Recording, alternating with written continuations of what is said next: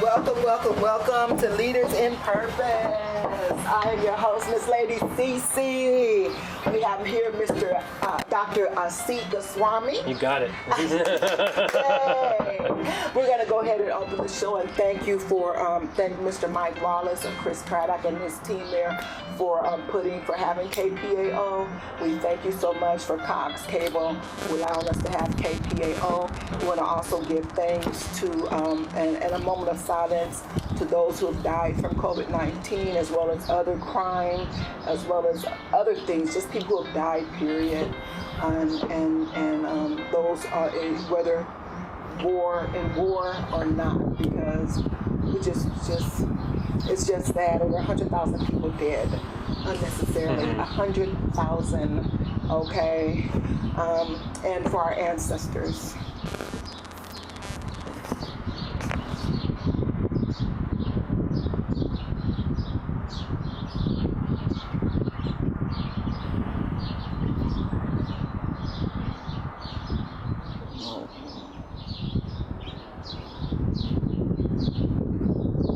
Okay, we are back. I want to thank you so much for being here. We're back. We want to thank you so much for being here. We're going to continue our conversation with Dr. Asit Goswami. And when we were talking about the medical, the political, medical, and other entities' responsibility to the community during COVID-19, and are they fulfilling that responsibility? Hey there. Hi. Well, we were talking about our responsibility to the community, and I'm gonna get my time again. Sure. And what do you think about that? Is our medical, is our doctors, our nurses, everybody who are supposed to be feeling the obligation to the black community, or the communities that are affected by disparity more so than others, are they being helped the best that they know, Right. we know how? You know, I think that our medical facilities within their own facilities, UNMC, Methodist, CHI, are doing the best that they can within their capacities. But then there's other issues involved that are going around in terms of our the meat plant workers are mainly people of color who, there's been a COVID outbreak within those meatpacking plants. And at first we were tracking the numbers that were coming out of there, and then it was decided to stop tracking those numbers by the governor. And this was at the same time that meat plants were determined as an essential facility. So you had this place that was determined as essential workers, but at the same time, they weren't tracking what sort of illnesses were going on there, and being able to practice safe social distancing within the facility was not, they didn't have the capacity for that. And so really taking a look at issues like that and supporting our brothers and sisters that have to work in meatpacking plants during this time is one important aspect. There's other issues in terms of other counties in the West Coast have seen these numbers of more people of color being affected by coronavirus, and what they did with those numbers was go to the communities directly and say, listen, this is the data that we're seeing, rather than just drop this data out there into the world where it can be confusing and it can elicit anger. They went and reached out to communities of color first and said, how can we transform these data and these raw numbers of, yes, black people are being more effective, how can we translate that into meaningful information for our community and inspire people to get connected to social distance correctly and stay at home when you need to, and then also practice safe practices right now. And so they did that, and they were able to do that. This is out in the West Coast. That's out in the West Coast. Okay, so that's out in the West Coast, but those communities aren't affected as deep as it is in places like Georgia and Louisiana, and places like that. What are they doing in those areas? Do you know? I haven't been following directly as much as what's been going on down there in Atlanta and other places in the South. Okay, but that's really good. How about here in Nebraska?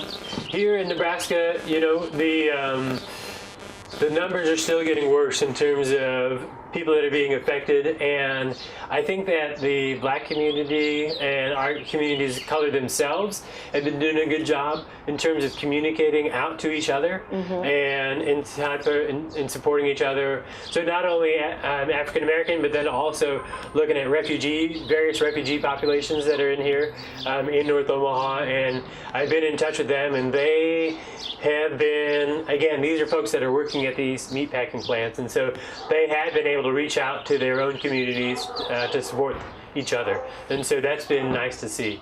But in terms of that support, you know, we have the federal government sent in $160 million to Douglas County to be able to be a benefit for people during this time of coronavirus. And so right now our county government is taking that money and taking a look and seeing what we're doing, what to do. And so I'm really watching. And So who's getting that money? Douglas County is overseeing that money. And then they're having, just this week, they started having public meetings about it. And I think the next public meeting is going to be in a week or two to continue to talk about where that money should go. And so that's something, just as a watchful citizen, that I think that we all need to be paying attention to what our local government is doing in terms of benefiting us in terms of with the money that they have. I agree. And you know, when you look at this COVID-19 thing, it's horrendous. It's horrendous. Over 100,000 people are dead. I'm going to play for you a nurse what she said about this, who's in a bigger city. So I praise God that it's not happening here in Nebraska that we know of. This says, nurse, COVID patients are being murdered. Please listen. Let me see. Let's see if I can get that going here. Like, guys, they're not dying of COVID, okay? I'm one of them telling you that they're murdering these people, and nobody will listen to me.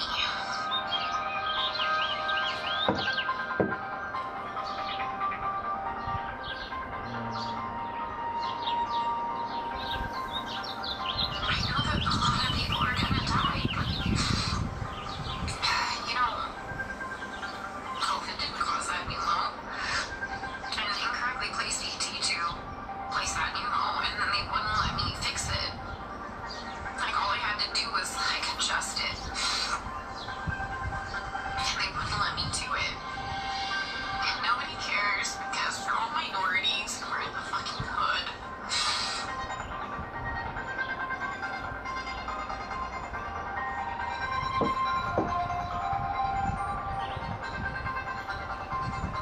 I know not everybody's. Oh. Oh my. I'm not that fucking green or ignorant or, you know, bright-eyed and bushy-tailed to think that, okay? I know we're gonna have a shit ton of people die. But these people aren't dying from COVID.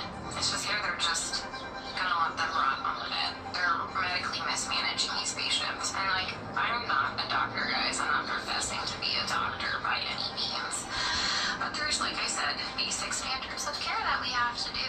Is like going in the fucking Twilight Zone. Like, everyone here is okay with this.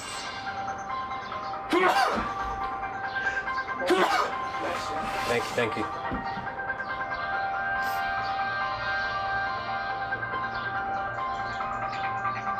She said everyone there is okay.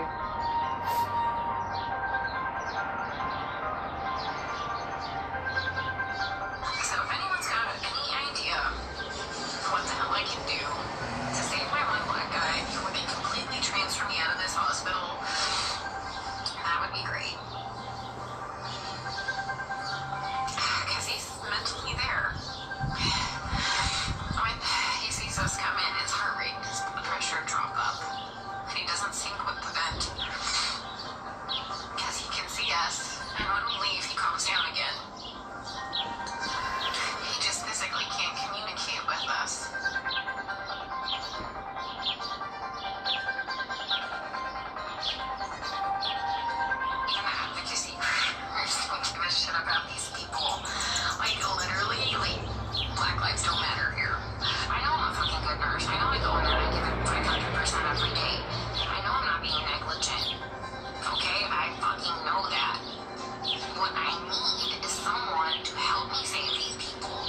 from being killed.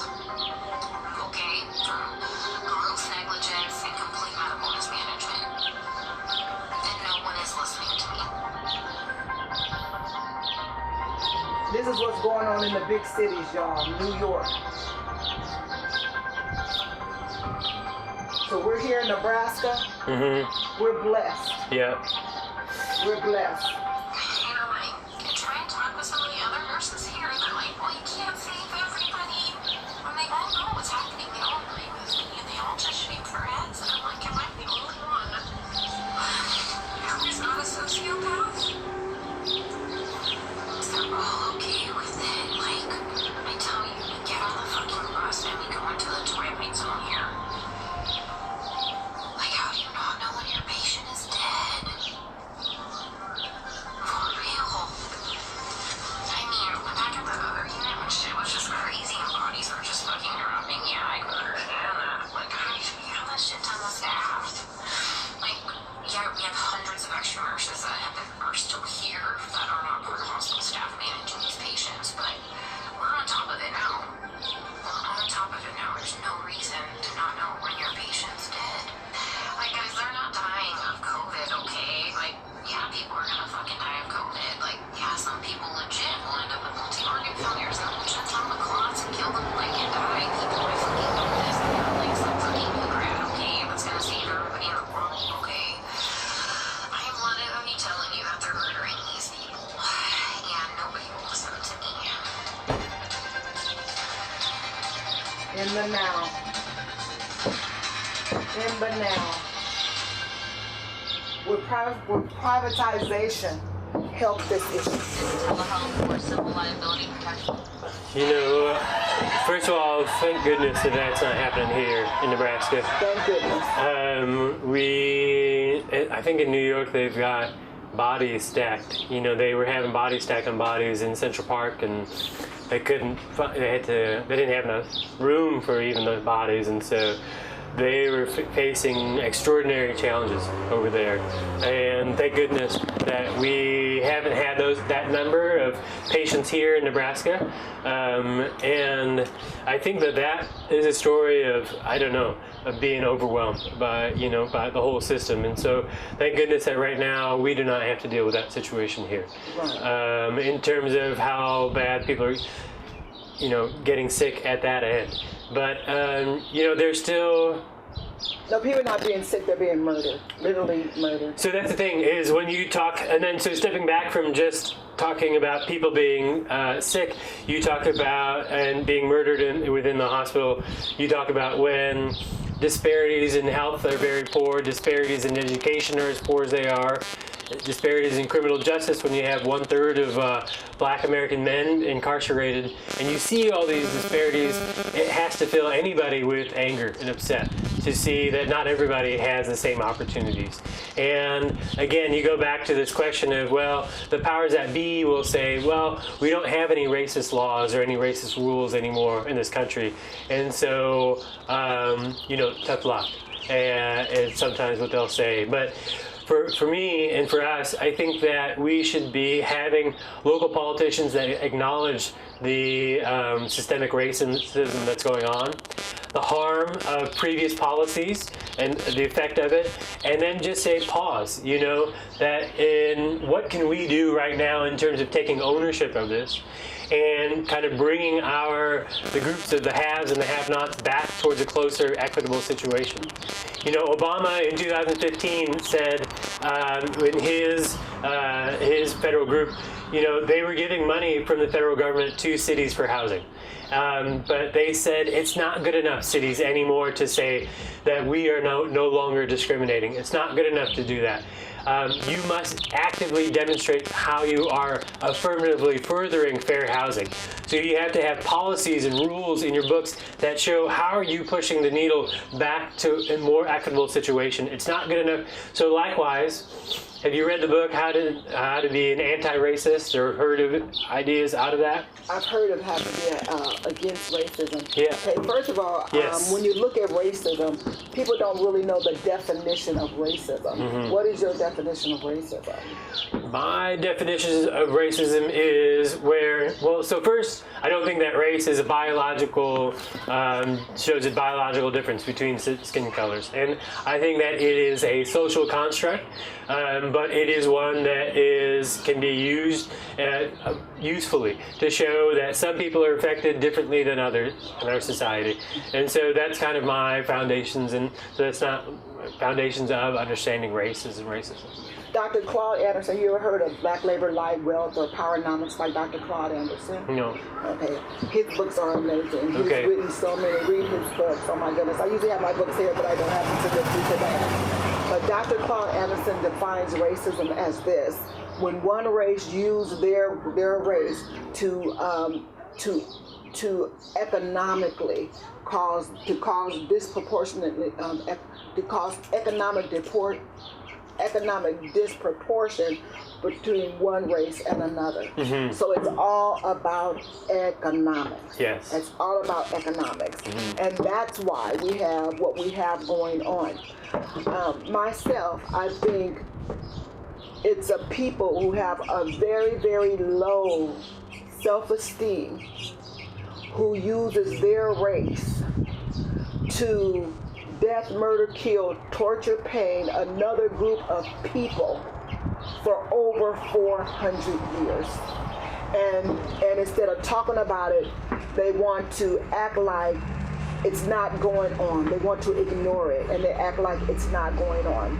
That has to be people with low to no self-esteem. I believe that itself is a form of mental health issue.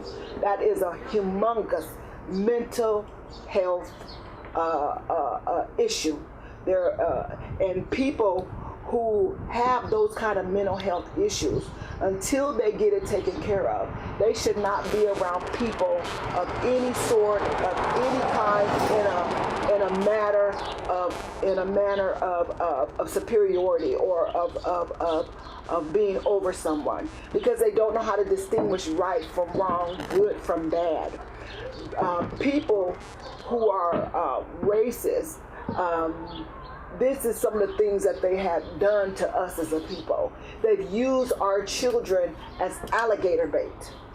These are some things that racist people do. They will use another person's children as alligator bait. Okay? People who are racist will take another human being, put them in a zoo, and look at them and treat them like they're worse than animals. This is what racist people do.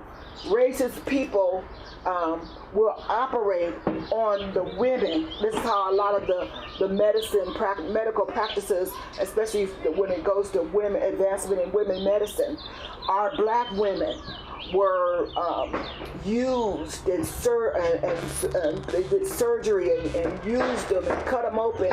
All these things, you know, that big old thing, without medication, without anything. And they did this to another human being. People who are racist, to me, are the most mentally messed up people in the whole wide world. And they should not be around anybody in any way, shape, fashion, or form in a supervisory level. You have now where they're passing laws where not only is it's called pedophilia love, where these people they're going to tell people people are convinced that they were born to have sex with children, and this is so that people don't have to change their hideous ways. They don't have to change the sex trafficking laws. Instead, these people are being protected by these laws to continue to have them to make so they can continue to prey upon good people like us who don't believe in racism, like us who believe in peace, who believe in unity. It's just. And so but yeah, it's frustrating and awful. But to speak to your description of racist, and yes, there are awful human beings out there who are still blatant, outright racist. But in our kind of public society, you won't get a lot of people who are saying that they're racist. A lot of people will say, I'm not racist, I don't see color, I'm beyond color, I only see the human being. And even that in and of itself is problematic if you're not seeing the systemic racism that's encoded in our laws and our rules, and then seeing how the playing field is not fair for everybody within health, within education, within economic opportunities. And so there's really, again, the onus on all of us to take ownership over that and to see what can we do to kind of bend the goalposts back towards where situations more equitable for all. Exactly. Now, we only have 4 minutes for this session, 4 minutes left, and one more. Yeah. 4 minutes. In our next session, we're going to talk about how to do this as an America, and I'm considered to be going down a rabbit. This beautiful rabbit over there. Oh my goodness! As Americans, we are the home of the free and the land of the free and the brave. We are the brothers and sisters to the world. We usually have we're raised to take we were told we're raised to take the leadership as far as love and kindness and support to our fellow humankind.